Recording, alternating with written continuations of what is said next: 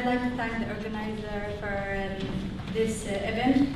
It definitely is a right step in the right way. I'd like also to ask to thank the audience for the patience and for the interest. Today, Islamophobia against women is taking a new dangerous approach. Muslim women today are subject to European debates, legislations, and new laws.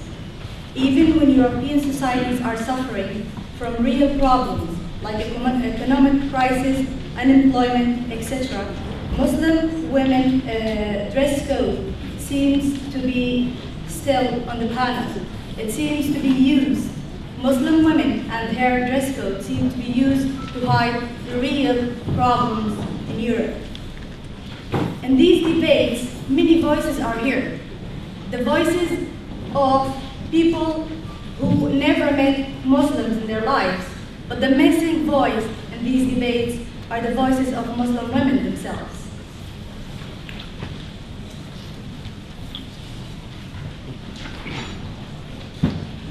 This hysteria about the Muslim dress code is not happened in one day. It's not simply suddenly happened in Europe. It has a background, and a deep background in the European culture.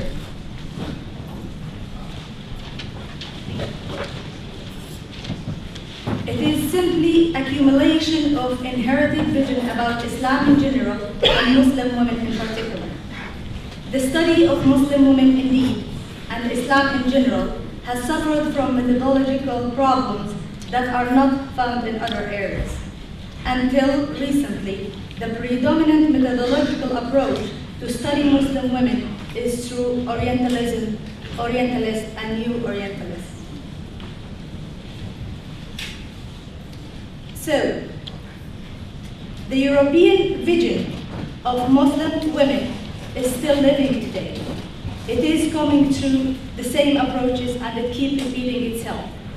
If you go to any new books that are written about Muslim women, you see those books referring to the same books that are written by Orientalists, who some of them never met Muslim women in their life as well. So I think that image is living in a couple of ways in Europe today. The first way is at the level of imagery. Modern technology like TV, cinema, photography, and cartoon, the inherited vision of exotic, dangerous, exciting, violent, timeless, magical, backward, and scary place. And although the veil as an exotic beauty has mostly been replaced with the veil as the oppressive image. The Muslim woman was always a barrier to the European carrying through the completion, the project promoted by Orient, and the need to the West to civilize. Colonial discourse also introduced ideas about Oriental inferiority, and where still more debates, and the Western superiority. And the role, and there is a focus on the women's status as a benchmark for this progress into the colonial discourse. The veil was for that symbolized as an oppression and backwardness that need to be modernized. The Europeans always look at the Orient as inferior, and it has to be modernized. When we look at our position today, we find that the same ideas are coming, but in different terms. We are hearing about the new Middle East. We have to free the Middle East. We have to free the Muslim women. So the same mentality is repeating itself in different terms.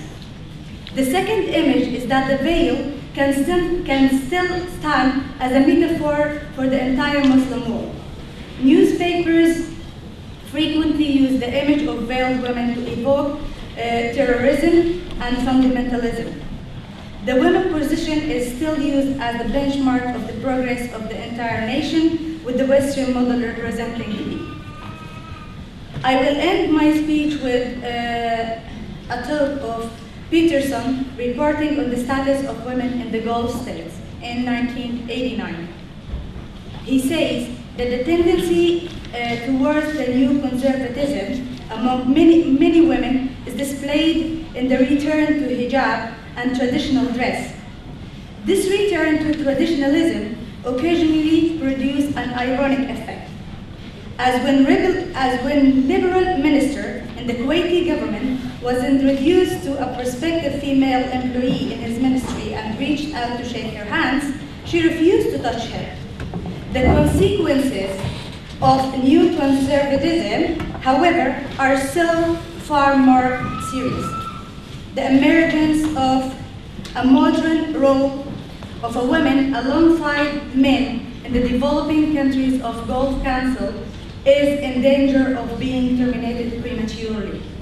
Women will not be only ones to suffer in such situation. The entire development of state would be victimized as well.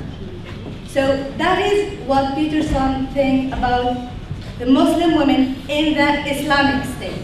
He thinks that the hijab is actually threatening the whole Gulf status. So unless this mentality is changed, we cannot expect Europeans to accept the veil, to accept the women, the practicing Muslim women in Europe. If they are trying to change all these practices back in the Islamic states, we cannot expect them to accept it in the middle of Europe. So I am calling for all researchers to change this approach. We need to start studying Muslim women through Islamic approach. Why in universities? Whenever it comes to any country, I did masters, and whenever it comes to any country, a person from that country come and speak about it. Whenever it comes to any religion, somebody from that religion come and speak about it. But when it came to Islam, a Christian French professor came to tell us about Islam. And she was so much ignorant about many basic things in Islam. In this way, we will always have ignorance, and ignorance will cause a lot of prejudice and stereotypes.